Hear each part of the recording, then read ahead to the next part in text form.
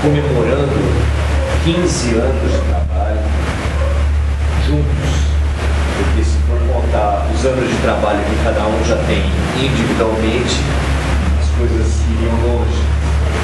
Mas é muito bonito a gente se unir, e eu acho que Beto Guedes foi muito inspirado quando ele disse que uma música 1 mais 1 é sempre mais que 2.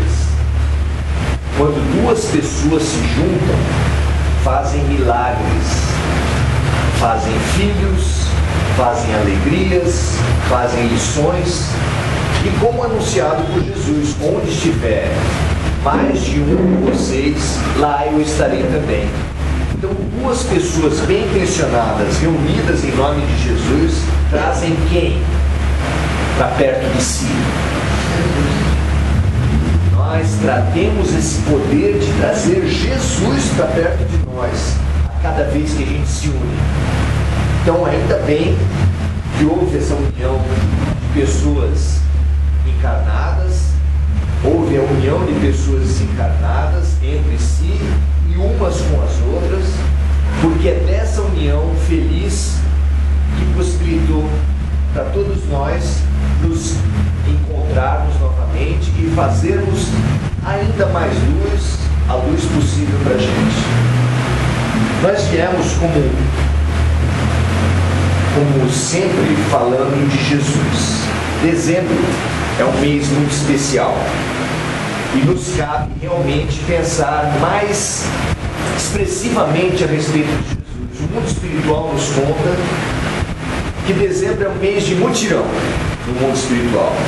Diversos amigos de Jesus vêm, se aproximam mais da terra e fazem uma espécie de faxina.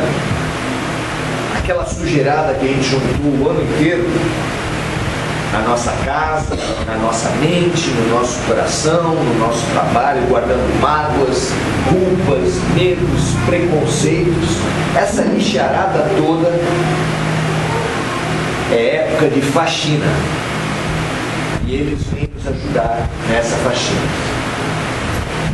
Então a gente precisa se ajudar na faxina deles, afinal de contas os beneficiados somos nós. Contam os evangelhos que ao tempo de Jesus muita gente duvidou de Jesus. Muita gente. Quando via aquele homem de sandália, andando a pé, cercada de gente pobre, falando com prostituta, com gente pobre, com leproso, com excluído da sociedade.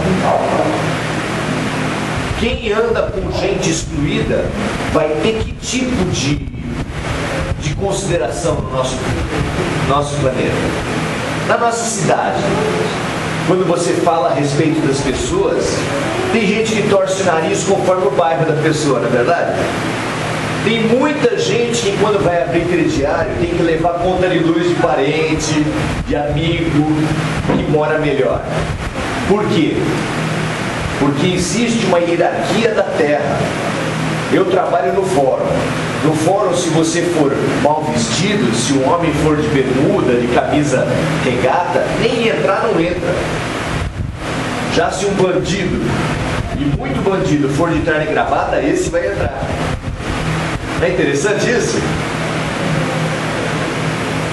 E ao tempo de Jesus, muita gente desconsiderava aquele homem, que andava sempre cercado de gente, do ponto de vista humano, desclassificada, gente sem serventia, pescadores, ninguém de poder, ninguém rico, ninguém poderoso. Então essa pessoa não pode ser grande coisa.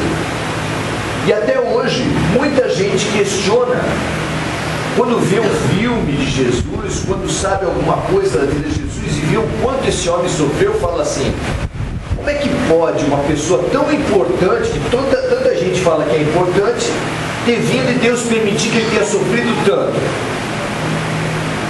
Vocês nunca pensaram a respeito disso? Muita gente questiona. Se Jesus era tão importante, por que Deus permitiu que ele sofresse tanto? É uma pergunta que a gente, quase todos nós, em algum momento fizemos. Mesmo quando a gente viu o primeiro filme sobre a vida de Jesus e vemos aquele homem sofrer, especialmente na parte final, como sofreu. Aí você fala, não pode ser. Nós estamos acostumados que filme, o mocinho, como é que ele acaba no final? Ele acaba bem. Novela, como é que o mocinho acaba no final? O mocinho sofre a novela inteira, tudo bem. O bandido se dá bem na novela inteira, mas no final, o mocinho se dá bem. E na vida de Jesus, o mocinho se dá bem? É claro que não. Então, pela lógica humana dos filmes, das novelas, ele só pode ser o bandido, porque bandido em novela acaba como? Na cadeia, em hospital psiquiátrico acaba louco, né? Ou acaba morto. Final de novela tem casamento, tem nascimento de criança, e os bons estão sempre bem, sempre felizes. Ou seja, pela lógica humana, a história de Jesus, Pôncio Pilatos é que seria o mocinho, o vencedor, e Jesus seria o perdedor. Será que foi assim? Pensar a respeito disso é muito interessante. Por que Jesus sofreu tanto? E em dezembro, Natal, isso nos leva a pensar mais detidamente a respeito disso. Porque por trás dessa incompreensão de por que Jesus sofreu tanto, está uma incompreensão nossa a respeito da própria dor. Por que tem tanta dor no mundo? Qual a função da dor? Por que Deus permite tanto pilantra? Vocês acham que tem pilantra no mundo? Tem gente mau caráter? Não é só na política não, viu gente? Eu sei que a maioria de vocês já pensou na última notícia. Tem umas estimativas que falam que só 3% dos crimes chegam até uma delegacia de polícia. Você já imaginou o que é isso? 3%? E desses 3% que chegam até uma delegacia, os que são condenados deve ser 1%. Imagina todo o resto. E da política então? Quantos por cento chega até o Jornal Nacional? Se a gente soubesse da metade, não precisava falar tudo, se soubesse da metade, como é que a gente estaria hoje? Se hoje nós já estamos pessimistas, sem esperança, achando que o Brasil não tem jeito, que nada tem jeito, imagina se a gente soubesse 50% do que acontece na política, a começar pela nossa própria cidade. Quem é mais metido na política acha que sabe muito. Quem acha que sabe muito já está achando que não tem jeito, que São Vicente está fundado já, não tem mais jeito, não é verdade? E a gente não sabe nada. A gente não sabe nada perto do que realmente acontece. Mas no crime, no tráfico de drogas, no assassinato, pedofilia. Já imaginou quanto de pedofilia, de crime, de abuso sexual familiar vai para uma delegacia, aparece? Já imaginou quanto? Deve ser nada, deve ser 0,5% só, porque esses crimes são os mais difíceis de chegar e ser denunciado. E as pessoas olham a vida de Jesus e falam assim, não é possível, porque ele já começou... No dizer dos homens, ele já começou com o pé esquerdo, fala a verdade. Ele começou de uma maneira bem difícil. No aspecto mais prático, mais objetivo, como é que foi o início da vida de Jesus? O hospital em que ele nasceu é um hospital do SUS. Era meio ruizinho, ele nasceu tipo assim no CREI. Vocês acham? Muito pior que o CREI. Ele nem nasceu em hospital. Vocês acham que ele tinha uma enfermeira para fazer o parto dele? Não. No máximo uma parteira, não é? Não. Nasceu só ele e a mãe. Aliás, ao contrário. Antes disso, no tempo de Jesus, quando Maria já estava com a gravidez bem adiantada, veio um decreto do governo. A Judéia naquele tempo era dominada pelos romanos. Veio um decreto de Roma falando que ia haver um recenseamento em toda a Judéia. E mandava nesse decreto que todas as pessoas, para serem bem contadas, para não ser contadas em dobro, todo mundo fosse para a sua cidade de origem e lá é que seria contado todo mundo. E como era um sistema em que o que prevalecia na família era o homem, era a cidade de origem do homem. E a cidade de origem de José era a cidade de Belém. E com um decreto desse, com a gravidez bem adiantada, já começaram os problemas de Jesus. O que José fez? Pegou o VLT e foi de uma cidade para outra, não é isso? Pegou um ônibus. O que vocês acham? Lombo de burro. Uma mulher grávida, próximo da luz, em lombo de burro. Estima-se, na distância pequena de 160 quilômetros de Nazaré até Belém, em lombo de burro, com o sol do deserto. Você topa? Tá afim? Tá afim dessa viagem? A gente imagina que eles fizeram como todas as pessoas que precisam viajar ao ar livre em regiões muito quentes, que é viajar à noite para não ficar debaixo do sol, mas mesmo assim deve ter sido muito difícil. Então eles fizeram essa viagem e quando chegaram lá, a cidade toda se abriu para eles e deu boas-vindas para eles, não foi isso? Todo mundo ofereceu, entra na minha casa, entra na minha vida, já tinha essa música, né? E convidaram para entrar na casa deles, acolheram José e Maria muito bem, não foi isso? Não tinha vaga em lugar nenhum, ninguém deu uma cama para eles dormirem, não tinha uma coberta para eles. O mais bonzinho da cidade falou assim: fica aí na estrebaria, com vaca, bode, cabra. Esse foi o lugar do grande Messias. E tem gente que tem revolta já com a vida da gente, com as nossas dores, já vê motivo de revolta desde o nascimento, porque a gente não nasce com dor, ou a criança nasce rindo. A gente geralmente nasce chorando e provocando a dor do outro ainda. É pequena a dor que a criança provoca na mãe ao nascer? Não. Por que o ser humano nasce com dor e provocando muita dor? Por que será? Onde é que está Deus nisso? Tem um monte de gente que é revoltada e que começa a falar: o cara já nasceu e já estava num apartamento meio apertado, não é verdade? Vocês já viram os desenhos de feto na barriga? Ele está folgado. De vez em quando ele tenta esticar uma perna, mas não consegue muito. E quando estica muito já xingam ele: está chutando de novo.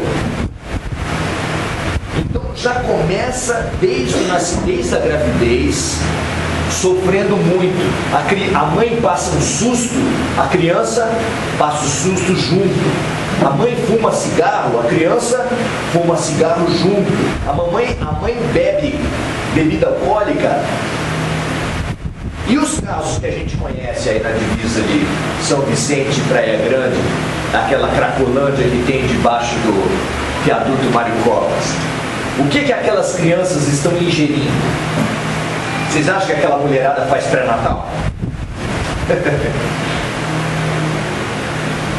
Não faz pré-natal, não para de usar drogas e continua fazendo sexo sem prevenção, sujeita a todo tipo de situação. E aí a pessoa que é revoltada fala assim: onde está Deus que faz essas crianças já serem punidas, já serem sofridas desde antes de nascer? Tem muita gente que se revolta com isso. E a gente segue não entendendo a dor. E a gente vai aprender no Evangelho que Jesus também teve um sofrimento muito grande durante a gravidez, durante a gestação dele, durante a gravidez de Maria. E no momento do parto não teve um hospital, não teve uma parteira, não teve alguém para ajudar. No aspecto subjetivo, também tem muita coisa que revolta a gente na infância de hoje. Cada vez que tem uma notícia de abuso sexual, como é que a gente fica? Como é que a gente fica quando sabe que uma criança foi abusada pelo pai, pelo irmão mais velho, pelo tio? Como é que a gente se sente ao saber de uma notícia dessa? Conflito familiar não é uma coisa que mexe com a gente? A gente consegue entender como é que Deus permite uma criança que não fez nada de ruim já nascer passando fome, já nasceu usando droga? Vocês sabiam que recém-nascido tem síndrome de abstinência de droga? Ele já nasce dependente de droga. Ele vai precisar passar por um tratamento e ele sofre os tremores, sofre os sintomas todos de uma pessoa em síndrome de abstinência. Como é que Deus permite isso? Pergunta o revoltado. Pergunta a pessoa que não tem uma maior compreensão. Mas como ter compreensão de uma situação dessa? A vida de Jesus também foi uma vida com conflitos familiares. Qual foi o conflito familiar que tinha na família de Jesus? Simples. Você imagina num tempo em que a mulher era muito mais oprimida que hoje em dia. Que se uma mulher fosse repudiada pelo noivo ou pelo marido, ela estaria na rua. Ninguém daria guarida para ela. E aí aparece um anjo para Maria. Já imaginou que coisa bonita? Um anjo aparecer para você e conversar com você, não é uma coisa bonita? Chegou para ela uma semana antes do casamento e falou assim: você está grávida. Daí ela: como? Eu? Você está grávida.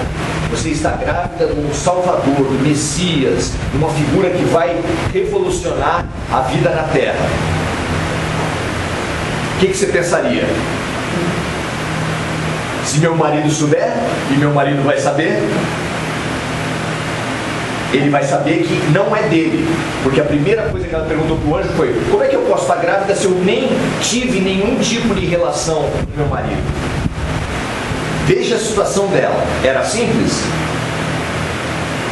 Uma situação muito complicada. E a situação de José era simples? Ele veio a saber imediatamente, porque não se trabalhava com mentira. Veio a saber imediatamente que a mulher dele, com quem ele não, a noiva dele, com quem ele não tinha tido relações, estava grávida. É fácil essa situação? Está fácil para ele? Estava difícil para Maria. E está fácil para ele? Contam os evangelhos que à noite, o mesmo anjo que veio falar com Maria, foi lá falar com José. E explicou para ele o que estava acontecendo. Olha, é assim, assim, assado. Você acha que você se tranquilizaria se o anjo falasse o que falou para Maria? Você falaria: tudo bem? Ela falou uma frase que a gente deve levar para a vida inteira: faça-se na serva a vontade do Senhor.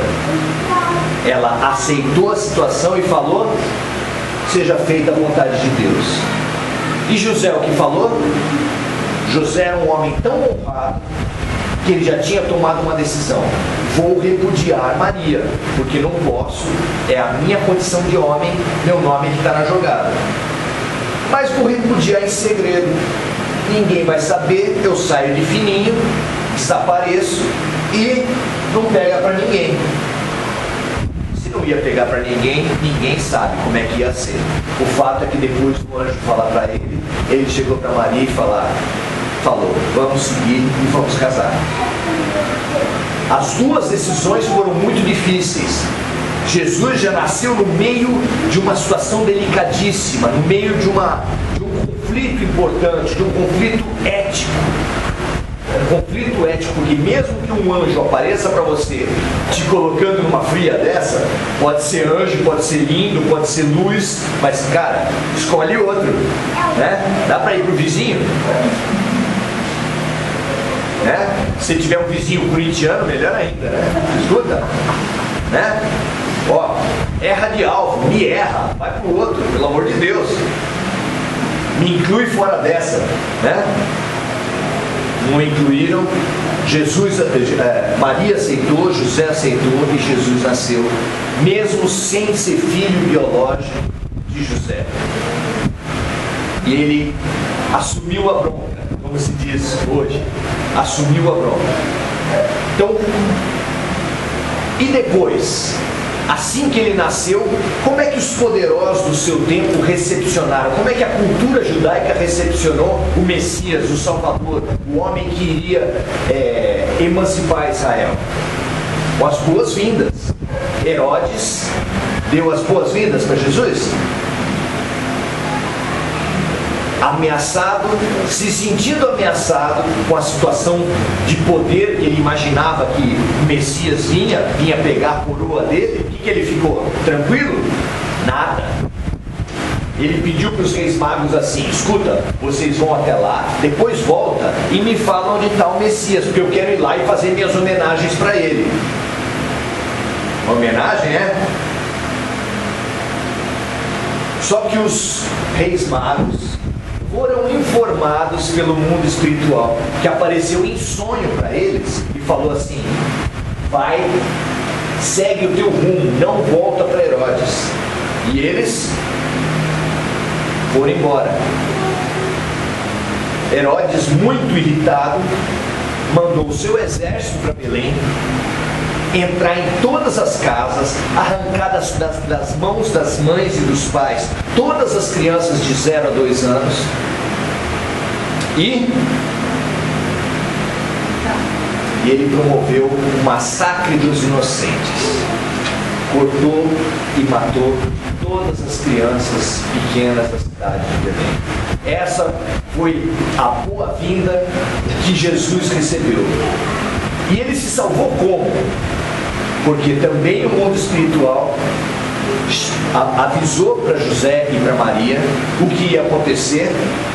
E eles que tinham feito uma viagenzinha no burro de 160 quilômetros, foram fazer mais uma viagenzinha de 300 quilômetros de Judeia até o Egito, onde eles foram se esconder da ira de Herodes.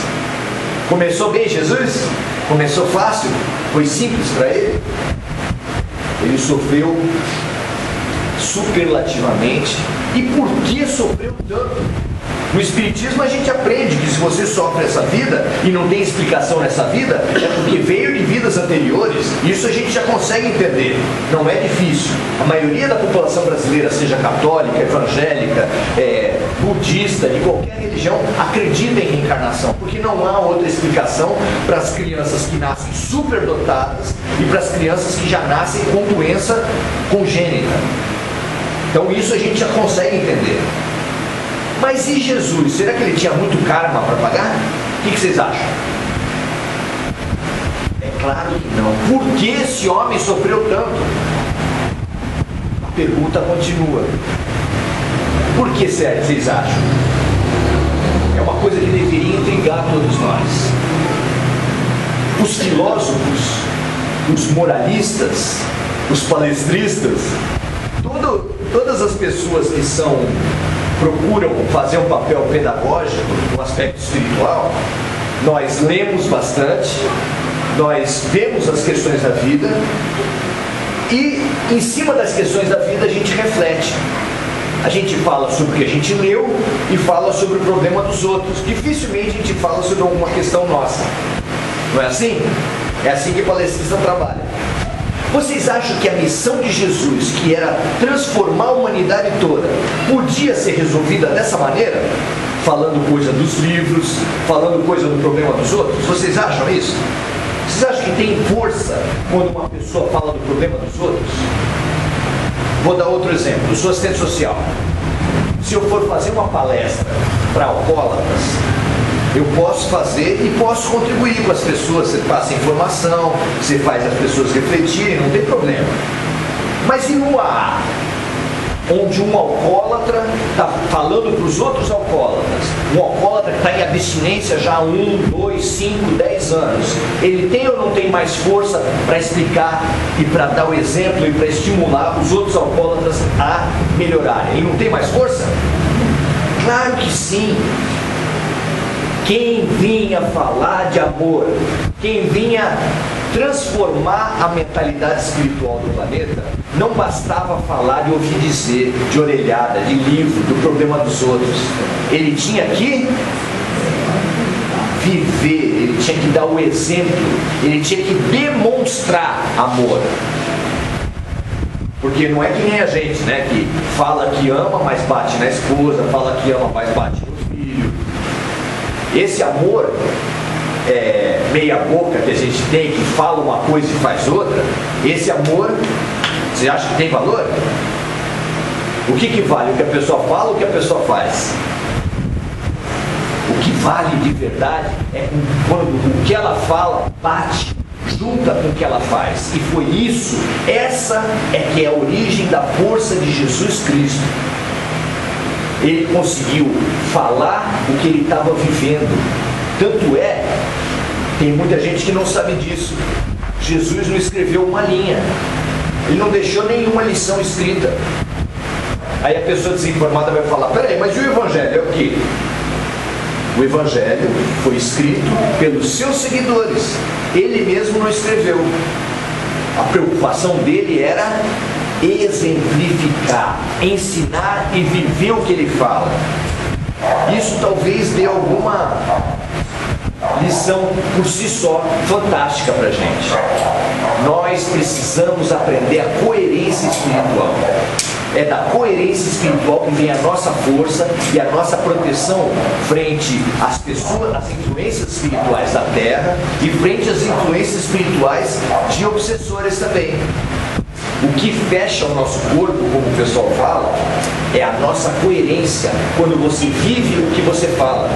Tem histórias famosas no meio espírita em que o doutrinador, que é aquela pessoa que vai procurar falar com o obsessor para convencer ele a sair dessa vida, a parar de perturbar o outro, o obsessor fala para ele assim: você está falando, querendo dar uma lição de moral para cima de mim? Você acha que a gente não sabe o que você faz depois aqui do centro? Você vai para tal lugar, você tem uma amante, você faz isso, faz aquilo. Aí o cara estava ali, não, peraí, a gente se quebra quando a vida do que a gente fala não bate com o que a gente faz. Ah, isso existe no Espiritismo? Existe, porque somos seres humanos.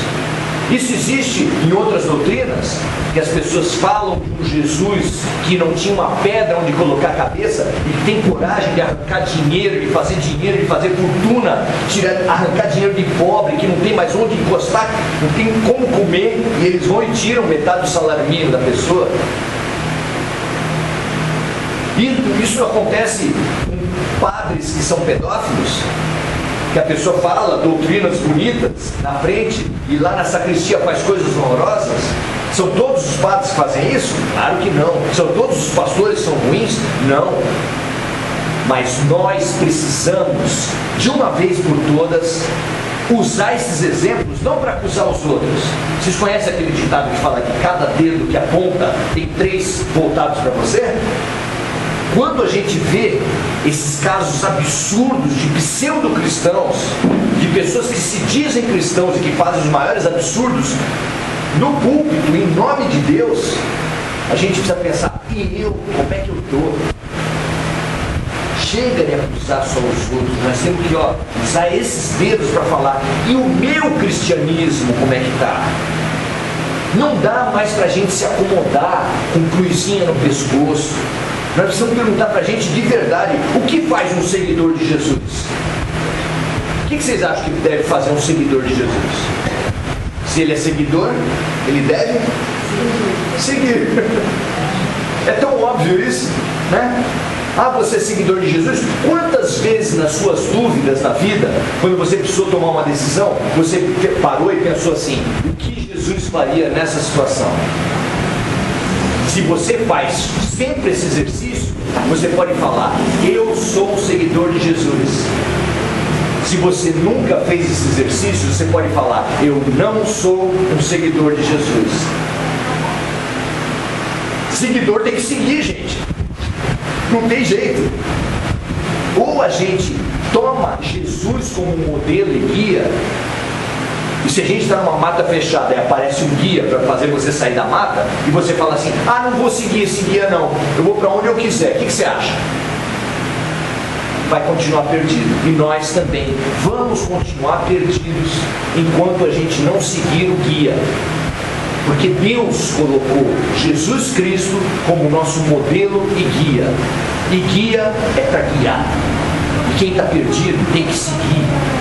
Não dá mais para a gente ter duas caras, falar que quer, que é uma coisa, que é outra, vir para uma religião só para receber. A gente só para o Pai Nosso: não venha a nós o vosso reino, venha a nós o vosso reino, venha a nós o vosso reino. Será que vai dar certo assim? Não, a gente precisa continuar a oração e falar: seja feita a vossa vontade, assim na terra como no céu. E a vontade de Deus para nós. Deus tem um projeto para nós.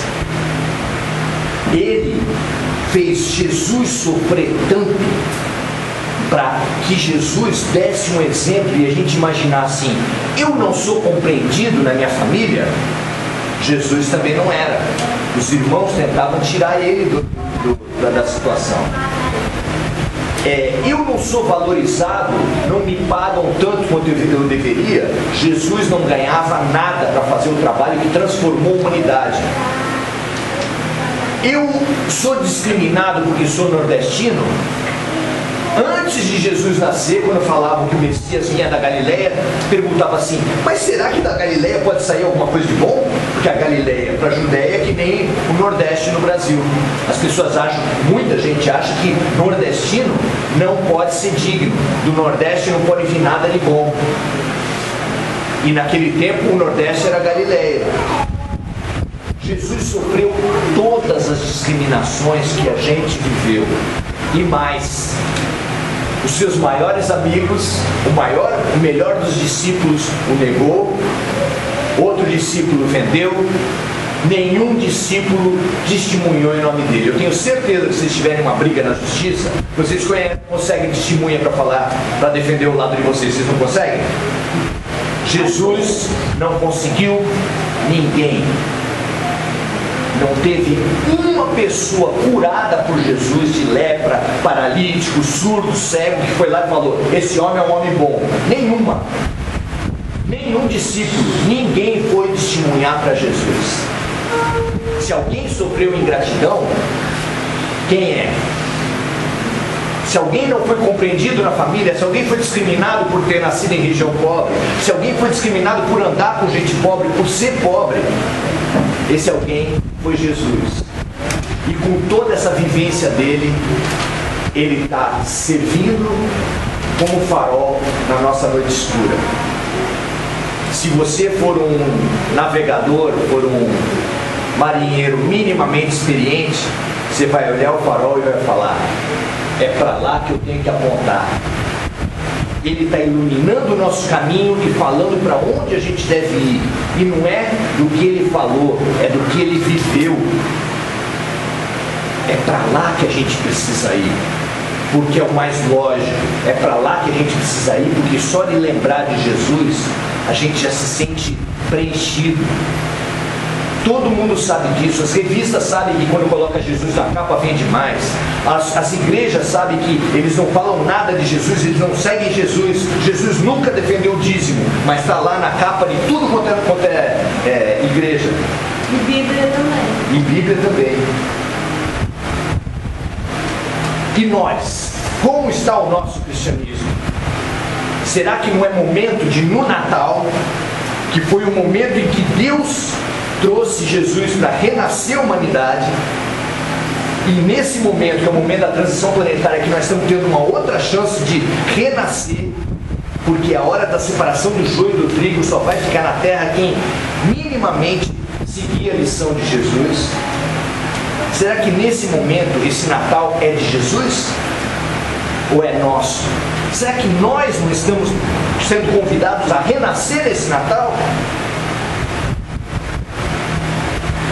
Todos os profetas, a começar pelo próprio Jesus Cristo, previram esse tempo que nós estamos vivendo, que haveria terremotos, que haveria guerras e rumores de guerras, que haveria falsos cristos e falsos profetas, que haveria pastores mercenários, está lá escrito no Evangelho.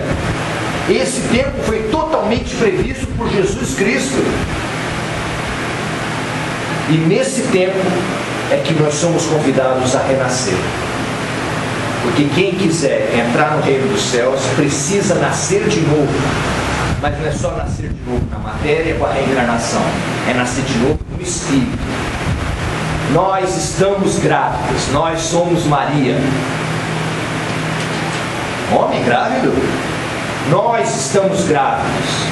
Nós temos uma pessoa velha, com valores velhos, com mágoas, culpas carregando dentro da gente. Mas dentro de nós, no mais fundo de nós, tem um ser de luz, tem um ser novo, tem um homem novo que pode começar de novo, que pode alcançar novas paragens.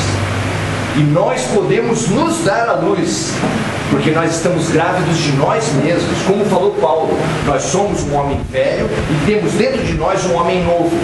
E esse homem novo está pedindo para nascer. Quem vai ser você? Herodes, que vai cortar a cabeça do novo? Vai se sentir ameaçado pelo novo? Que vai boicotar o novo? Ou você vai ser Maria e José, que fizeram todos os sacrifícios para fazer com que ele emergisse? Como João Batista, que ao ser defrontado, escuta, João, aquele que você batizou, hoje ele está tendo mais seguidor que você. Quiserem arrumar intriga entre João Batista e Jesus. E ele falou para eles assim: é preciso que eu diminua para que ele cresça. Esse ensinamento de João Batista é que a gente convida a todos nós para pensar na noite de hoje. É preciso que o homem velho que mora dentro, que está dentro de nós, que expressa nas ideias velhas, nos preconceitos, nas mágoas e nas culpas, que ele diminua para que cresça e emerja e viva e se relacione no seu trabalho, na sua família, na sua vida, o homem novo, que é a fagulha de Deus, esse ser banhado e que vive de amor, que mora no fundo de nós. Nós precisamos permitir esse pacto, nem que seja nas condições mais humildes como foi Jesus, mas é esse o convite que Deus está fazendo nesse Natal. Vamos nascer? Obrigado, gente.